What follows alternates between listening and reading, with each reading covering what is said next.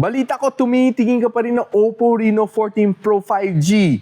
Aba, eto, sasabihin ko sa inyo, si Samsung Galaxy S24 Ultra, which is a flagship level phone, it's priced right now at 47,000 pesos versus the Oppo Reno 14 Pro, which is priced at 48,000 pesos.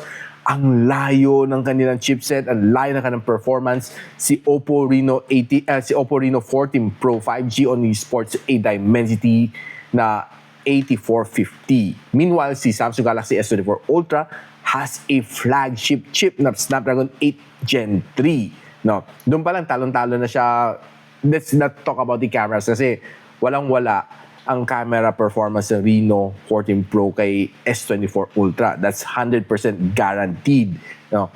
Pati ang form factor, ang feel, walang-wala. Kasi si Reno 14 Pro is a mid-range phone trying to charge you at a premium, no, na flagship level price.